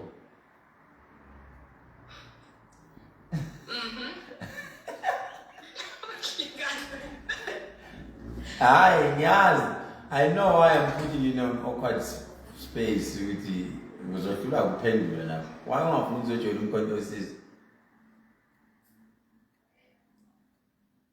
Join. Angiyakwazi ukuphendula. No sis, one day Politics. okay, stars. One day sis we will meet. But masimithana ngicela ukuthi whenever you are coming to me ungiphathele inkukhu emhlophe. Mawungiphathela inkukhu emhlophe ikhona into engifuna ukuthi sidlule kuyo kuqala. Siqale siyenze senze into okuthiwa inhlambuluko. Kunabantu bakini abakhuluma izinto okungamele bayikhulume noma abakhombanile ngemini noma bekhombana bagcina bekhuluma izinto ezirong. Uma silobe sithi siyalandela la uthi uNkulunkulu kimi yazi sisi kwawena abe ngifuna ubaba okuzalayo mangifuna ubaba okuzalayo bese ngifuna mama bahlalise phansi ngithi mina ake sixoxe lolu daba sixoxe ngokuzaleka kwakho ukuthi kwenzakalani ngoba ubaba kwakufanele bese ngathi mawuzalwa wena athi no yazi abe umuntu ophikisisa uqala kuphike status asesiswini abe sethi uNkulunkulu no yazi khona into eyenzeka la okufanele ukuthi bese ngathi namanje thina siyaxoxa noma sithi thina sigeza igama lakho noma sigeza yonke into ngoba umntwana odinga ukuthi kuyoxoliswa kuqala ekhaya kubuka mama wakho bese ngathi sithi no nawe mose uzalekile wena ungaloku repeata into engathi isubject eyodwa uloku uyifail uphinde uyifail uphinde uyirepeat uphinde uyifail ngathi yini indaba athi umuntu izinto zakho mase sizolunga izinto zakho sikunalento eyodwa eshodayo uphinde kushoda into eyodwa uphinde kushoda into eyodwa angazi noma uyangi-understanda yini understand ya ufuna inkukhu emhlophe bese uza kimi ngelinye ilanga kwenza isikhathi nje uze eGoli mangisebenzele eGoli uze khona la eGoli sibone ukuthi sikusiza kanjani Ufunda kuphi sisi wami? University of Mpumalanga. Nice one. Ufunda ini? Diploma in Hospitality Management. Oh, that's nice. Hospitality management. Ukufisela okuhle umsebenzi wakho wesikolo and hopefully uzawuxhumana no Dr. Kehleleza ekuncede. Ngiyabonga kakhulu ngesikhathi sakho mntanzikana. Thank you, Sis Naledi. Ngibonge kakhulu. We are live on my TikTok. We are live on Dr. Kehleleza's Facebook. So thatha mhlamba abathathu bokugcina. Yeah. We are live no Dr. Kehleleza. Kumele ahamba ayosebenza uyaqala namhlanje ngo5 ntambama. Esowethu uzobuka nendawo. Ngisesowethu manje lapha eMbilikane 379 Mbilikane Street Pinville next to Nkonka nje. Yeah. Oh, ngasekonka ne? Yes. All right, asamukele usis Cindy Kunene. You are live on the Hustlers Corner, DJ Smooth TikTok, na ku Dr. Kehleleza Facebook. Yini konje igama le Facebook yami? Nyanga yodumo Mzo Kehleleza. Nyanga yodumo Mzo Kehleleza ku Facebook. And then ku TikTok DJ Smooth Live. And then you can find us on YouTube on the Hustlers Corner podcast. Tingiya ku sis Cindy Kunene. Welcome to the show. Kunjani? Ngiyaphila kanjani? Siyabonga kakhulu ngesikhathi sakho. Ungaxoxa nodokotela. Sawubona doctor. Yeah, Mtimande uyaphila. Ngiyaphila. Mina ngibuza ngendaba yesibongo ngoba ngihambe ekuthiweni mangisemabandleni bangitshela ukuthi ngiwumuntu onesiphiwo bangitshela ukuthi kumele ngifake ubuhlali kodwa mina angizwisisi ukuthi ubuhlali mangifaka nje ngithi ngifakelani. Siswami ungalingi uyenze leyo nto because ubuhlali into enzima kakhulu kumele kuqale kufike kuwe wena into nayo unomoya wokuthandaza ngikubona uguqile there is a corner engibonile la kuwe ngikubona ufaka iduwe elimhlophe bese uguqile uthandaza uphethe amakhandlela awu2 amhlophe angazi ukuthi uke wayenza noma yenziwa kuphi leyo nto kodwa there is a place la ngiyibona khona uthi moya ngcwele there is this Bible ohlala uyivula noma uhlala uvule the Bible especially mawupatile kunalomuntu ongasekho emhlabeni omkhumbula ukuthi if yaze bekhona yazi ngabe ngenza ukuthi noma ngabe ngiyahamba kuyena ngiyokhuluma inkinga zami khona uthi umoya ongcwele wena umbethwe isidala noma isithunywa sokuthandaza kakhulu mina ngazi sisi ukuthi kwenze njani kodwa ngizwa uvuka isonto lase Methodist Church angazi ured and white lo ngibonayo la kuwe wathi umoya ongcwele ngibona ukhala insimbi izakhala insimbi kakhulu wathi Jehova no man sikhona isiphiwo la isikhona kodwa sokuthandaza awukhulume nami ngizwe. Yebo sona sikhona neBhayibheli vele umuntu othandaza kakhulu. Ungalinge ke sisufaka ubuhlali ima kancane ubuhlali. Ngelinye ilanga mawuthandaze kahle bakufaka kahle emanzini. Wena uyobatshela ukuthi no kuthiwe mangenza ukuthi nokuthi those are the angels ezikuvakashela ebusuku ezisuke zizokhuluma nawe. Ngoba vele kuningi vele mina ngiyakubona ngamaphupho. Thank you. Thank you. Siyabonga kakhulu sisindi Kunene. So thatha abayi2 abokugcina khona la ku the Hustlers Corner. Ngihleli no Dr. Kehleleza inyanga yodumo uMzo. Siku the Hustlers Corner we are also live on the DJ Smooth TikTok platform. Athi ngithathe ababili bokugcina. Ngizoqala ngoSisi Miranda Nkosazana. Sisi Miranda, welcome to the Hustlers Corner DJ Smooth live TikTok. Nenyanga yodumo uMzo ku Facebook platform Dr. Kehleleza. Ungaxoxisana naye sawubona kunjani? Sisi Miranda kunjani? Nathi siyaphila. Siyabonga sisi wami. But wami akukho kuningi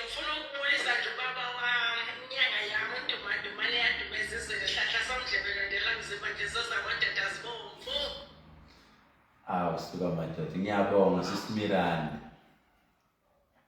And the question is, ngobe khuluma lapha, ngoba ngabe usendleleni esontweni. Bonke abantu basendleleni manje babheke eThekwini uphi yena? Ukubona sisimiranda ngoba bonke abantu basendleleni babheke esontweni ukuthi inkonzo yaqala kusasa ngo9 ebusuku eKZN eVerulam ukuphi kantwana. Uyayazi ubaba wami ukuthi mina nje ngigibela indiza bese ngiyafika. That's nice. Athi uzohlangana nawe kusasa ke enkonzweni. Uza nomndeni? No. Okay, no akunankingi. No, ngakhulumisana naye nawo enjoy i-first bathini i-Easter weekend yakho. She's in Cape Town. Use Cape Town, ne? Ngiyakhuluma nje efonini uyazi. Yebo. Siyabonga. Siyabonga sisimiranda. Uyazi nje ngiyakhuluma everyday efonini. Ubena ukubona uhleba. Siyabonga sisimiranda. Siyabonga kakhulu sisimiranda nokuthi usithinte nathi namhlanje. So thatha ukugcina khona la ku DJ Sbu podcast. Abathini the Hustlers khona podcast.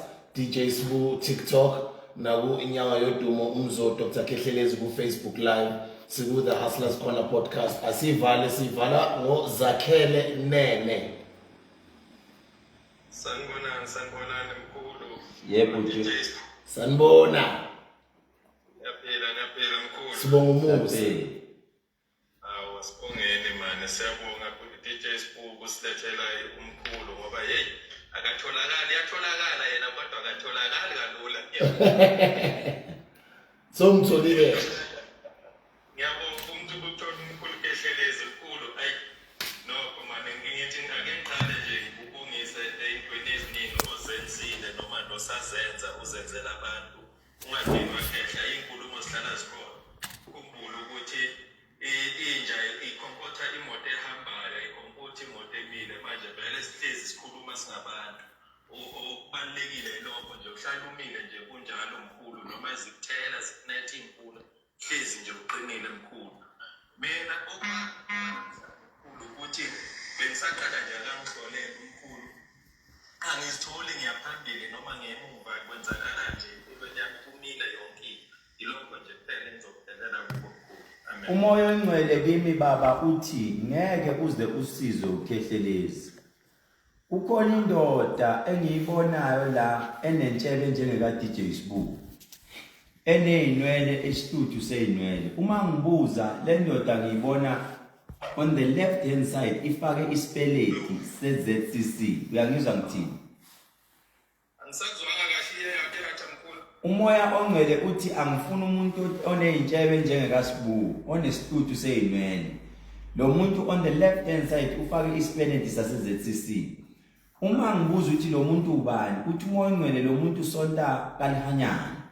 Lathi izwi lasezulwini wena uyosizakala esontweni laseZCC ngoba ikhona imoya okufanele bese ngathi uhlanganiswa nayo kahle ngoba wena ngazi noma ekhaya ubu second born noma ubuyini kodwa uthi uNkulunkulu inkinga eziningi ziwela kuwe ekhaya kini njengomuntu angathi ngaze ngithi ubaba wayethembe wena kakhulu ukuthi lelikhaya yolimisa. Angazi mina futhi noma bekufanele kwenzakaleni kodwa uthi umoya kukhona into ekulandela kabi la njengesimo sento ngathi kune proposal yebusiness obekumele uyipropose igcina intshontsho abanye abantu bese ngathi nigcinanisa nezinkantolo. Wathi umoya ongcwele ikhona into lapho uthi engafuni ukulunga ezintweni zakho. Angazi ukhulume nami ngizwe baba. Yebo mkhulu bona akunjalo. Ngisecond born ekhaya umama qala usisi kodwa akasekho umuntu engimngcwaba kulonyaka ophelile. Ishe ngaso lesikhathi solonyaka futhi. And then entweni yebusiness sike sazama kwase kuba khona nje izinto ukuthi asisatholani kahle nalapha kwethu besithi sicala nalo le business. Wagcina sokungabantu esibukisanayo ngagcina kuphumile athi ayithi ngiqweshe kunento la ngoba ngathi nomsiko. Lalela futhi okokuqala asibuyele.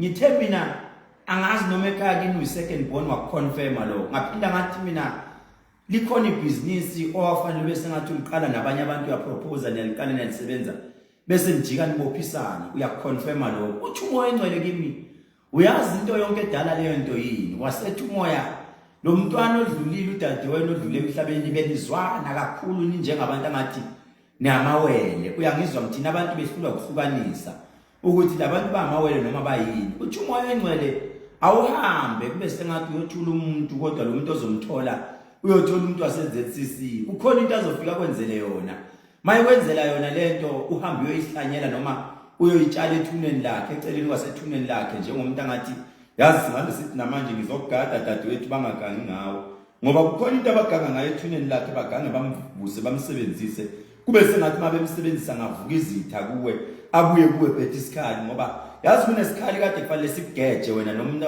angathi kunabantu abafuna ukuzingela kabi mose wena usuvukelwa abantu kabi sebevukela babe izitha kanti udadewenu ovuka kabi bamsebenzisa ngomuthi angazi noma uyangizwa yini ngibuzwa kahle impela mkhulu ngibuzwa kahle impela abantu bebangivukela bakhona vele kwasemsebenzini bakhona kakhulu kwasekhaya inothini ekhaya lapho engihlala khona kamama izinto ziningi mkhulu angaze ngiqale kuphi phendule kuphi ngishiye kuphi ngoba impilo imile nje ngempela umuntu ozokusiza baba usendaweni yase Rubber Ridge ikuphi lapho eRubber Ridge mina ngise-Rathanda Heidelberg akuphi Rathanda Heidelberg ngiyakuzwa lokho kodwa mina uthe umoya ongcwele ngihambe ngendawo okuthiwa ise-Rubber Ridge ikuphi eRubber Ridge Rubber Ridge kungasethembisa ngase-Midrand ngase-Ivory Park. kunobaba ozofika umthole lo baba akakhuluma isiZulu lo baba ngazi ukuthi lama language angikwazi ukwahlukanisa isiTswana nesisuthu between isiTswana neSepedi kunobaba ozofika umthole osiza abantu lapho kodwa uyiZCC obuyahlanganise nemithi loyo baba uzokusiza kunento azofika kunike yona leyo nto yona into yokuvulela izinto otherwise vele wena ngisho nento engathi induku yakho iyogcina ingasebenzi kahle uthi noma uthi uyakubantu besintu engasebenzi angazi noma uyangizwa yini hayi ngibuzwe kahle mkhulu ngibuzwe kahle abo angeke mhlampe ngiphakama kule viki ezayo ngoba kwamanje sebenzi le viki ezayo ngizozama ukuhamba ngiyofuna ngalapho eRubber Ridge noma sethuma kuzofuku nasethembisa nathi ngiyayibona kancane lapho siyabonga ngambe kwafika khona siyabonga uNkulunkulu akubusise makhanye bhuti wami empilweni yakho nakubhizinisi nakumndeni wakho siba ngesikhathi sakho. Ngiyabonga futhi zakhele nene uhasla sikhona owokugcina lo sesiyamvala ngiyaxolisa kini nonke lobeleni requester eningangenanga live ngiyanibona nibaningi kakhulu namanje nje baningi abantu abasibukele sekusele kancane ukuthi siyothinta i100,000 laphana ungathinta iscreen senu njengoba sesiyivala nisinikeza ama likes nama gift sibonge nje njengoba sesilivala levangeli no Dr Kehlelezi abasesowethu nohlangana naye namhlanje ntambama ngo5 asilivale levangeli nengxoxo yanamhlanje sikhulume ngayo ke iEaster weekend Dr. iEaster ikhona uGood Friday ikhona ngiyazi ukuthi abanye bazomangala bethi awukhethelezi baqalile nje abantu namhlanje bayaqala ngomthetho abanye baqalile namhlanje ngoba 2 emini bayaqala ungena lenkonzo esibiza ngokuthi amazwi ayisikhombisa akhulunywa uJesu mayisesiphambanweni noma amazwi akhuluma ugcina eseyobethele esiphambanweni iwona amagama namhlanje maybe okumele kukhulunywe ngawo mina ke ayiqiniso elihle lithi cha thina kwelami isonto ngenxa yokuthi abantu ama-branch amakude sinabantu abasuka koZimbabwe sinabantu abasuka koBotswana sinabantu abasuka eSwaziland sinabantu abasuka all over South Africa bazobehlangene bazi abantu ukuthi I'm the founder of ibandla ababiza ngokuthi isithelo sikaJehova sonke zobesihlangene ngimzwile nje ingane yami le iphoyisa uSisi Miranda uyiphoyisa eCape Town naye umunye wabantwana bami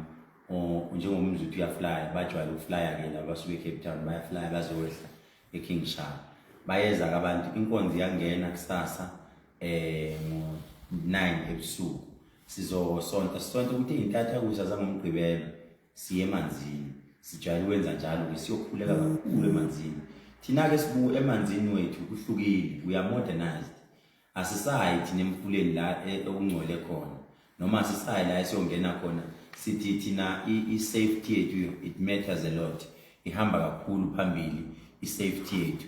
Into esiyenzayo thina sisaba nepool yethu esiyimbayo senzele ukuthi siyofaka khona abazalwane. Why sasenza kanjalo? Sasenzele ukuthi one, they must be safe. Abantu mabe emanzini fanele sikwazi ukubona into ephansi. Number 2, asifuni ukuthi ukhethelezi safaka abantu emanzini zokuthiwa sekuhamba abantu. Number 3, yini umehluko wokufaka abantu esizibeni nokufaka abantu epool? Epool indlela entsha esafe, abantu bengathi babephuma emanzini esizibeni sebephethwe amehlo udoti wonke ungene kubona. So sizo emanzini wonke umuntu othi uyeza kakhethelezi please angakhohlwa ukuphatha uNazaretha omhlophe. Mawunganayo uNazaretha omhlophe phatha ingubo emhlophe, mawunganayo phatha anything. But into engingayifuni ile ukuthi abantu mase siyemanzini sebafaka amanzini uthola abantu sebengena namatrunk, umuntu ugqoka itrunk engaka ugijima uthi ngicela ungifaka. We are not going there to swim.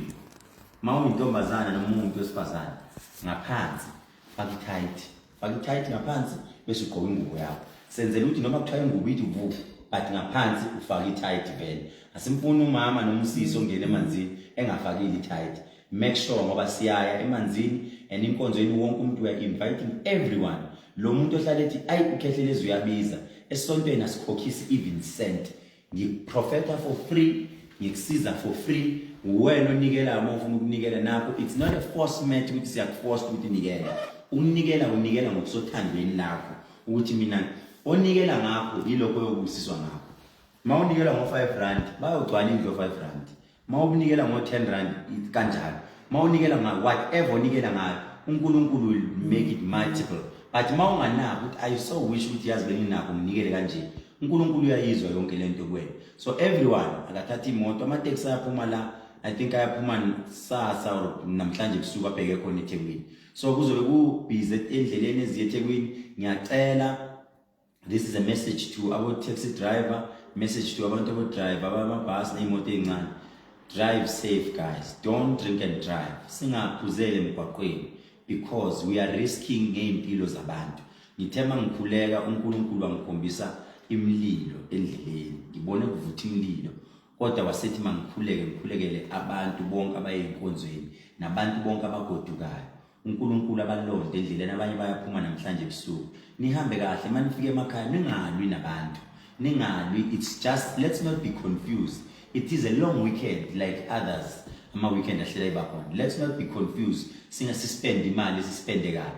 Namanje intambama ngizobe ngikhona omunye ngakulethu uyageza, uyodlula uthi uyahlola uhlolela indlela. Kade ngibahlolela abantu indlela ukuthi njengoba uye ekhaya uyoficana ekhaya.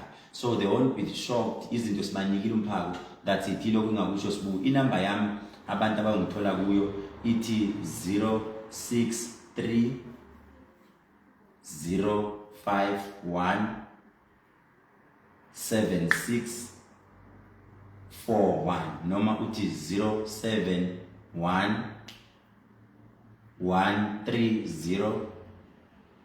7808 noma uthi 066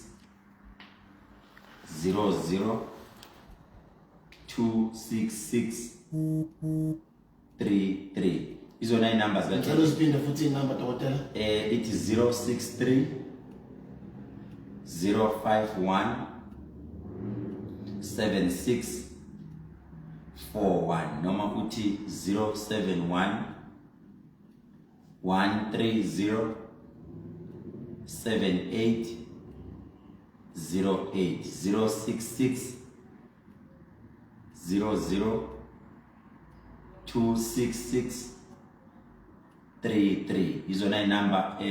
Ku TikTok uzothi DRK Dr. K 503 noma uthi Dr. Khethelezi o ayabaningi.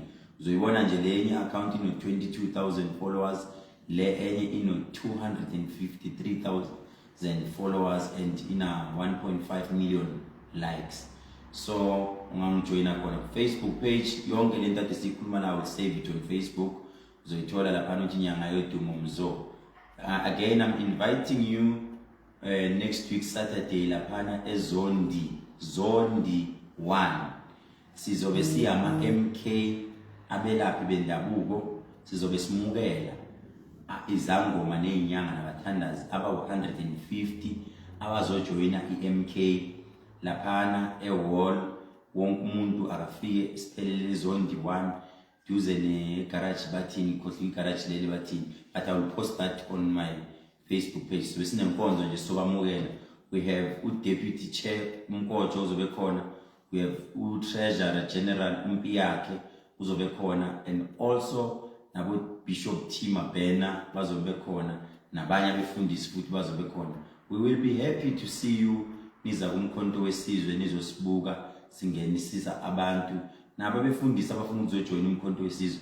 We have intelligent pastors abefundisa abanomoya phansi abafundisekile ngokwezopolitiki eningathi manize emkhontweni nizojoina nibathole bekhona bazonimukela ngezandla zonke. Siyacela futhi bonke siyawuhlaba siyawulawula South Africa yonke ozani emkhontweni wesizwe iyona party ezokhulula abantu enhluphekweni. uNkulunkulu anibusise, and thank you so much Sibu ukuthi impethu lokho sikhona sibambene ivunguvungu zikhona besithuka besenzana, but I hope ukuthi masenza kahle abantu vele ngeke bangasithuka. And thank you so much ukuthi sithe masingena ku live abantu bengena they were not changing the topic, be concentrate entweni le esidlule kuyona emuntu bebe yaphambili, and I so wish ukuthi thina singaqhubeka siyaphambili singabusakhuluma thina siyaphambili yabona mfethu masifuna progress siyaphambili. We don't talk about that thina siqhubeka, and you will never hear me talking about it kumanye ama platforms. I will respect the spaces, I will only talk about it here, but now I won't go into details. Sihlonipha umthetho wase South Africa because there is an investigation eyenzakalayo, so rather I will keep quiet ukuze ngingayitholi sengiyidida lento seyidideka. I will keep my mouth shut. Ngiyabonga kakhulu, and again thank you to my friends abaloke benami. Ngiyabona ngizwile bekhala nge-reality show ethi thina singozungu. Uzwile nge-reality show? Yeah, bathi Khehlelezi uthatha abefundisi basa eklabheni. Guys, remember that is a show, and we show there must be a starring, and we starring laphana mangabuza abantu why starring mina to move starring very sure. And to be honest with you, I am the starring kuleyanto, and if bengekho kuleya show ngabe yabhora and bayasha but angingashiyi ukuthi thina singozuma akushiyi ukuthi manje thina singokhethelezi ngoba it is all about Khehlelezi. And guys, to be honest with you, I don't go ama clubs leyanto bekuyinto on that day sifuna ukubona ukuthi abefundisi mangathwa baye eclubini yini abayofike bayenze. So and mina babuzile abanye, tell us about your relationship wena no Strike. Ngempela injani?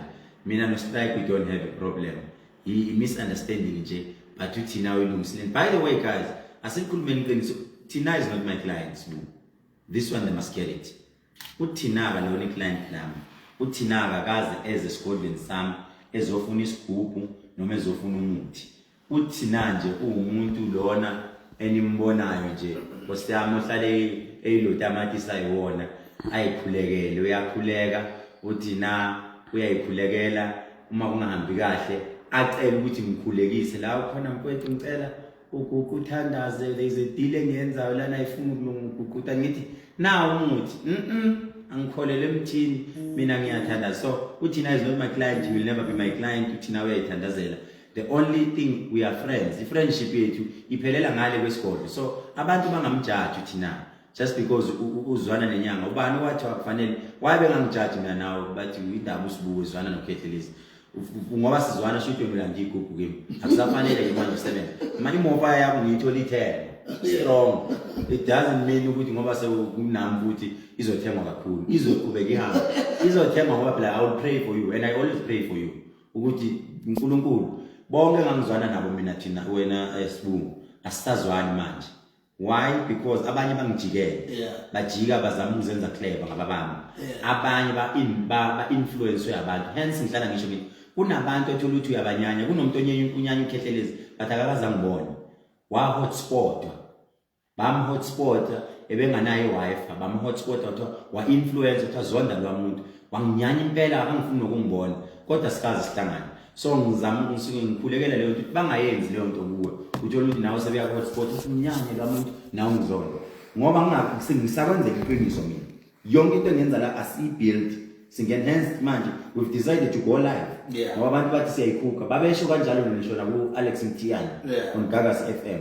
I was the first person to do live, ukuhlola live. But ayikho lento wena Mtiyana Alex Mtiyana noKhethelezi lento neyikhukha. Angiyikhukhi mina. Same applies to Ukhozi FM.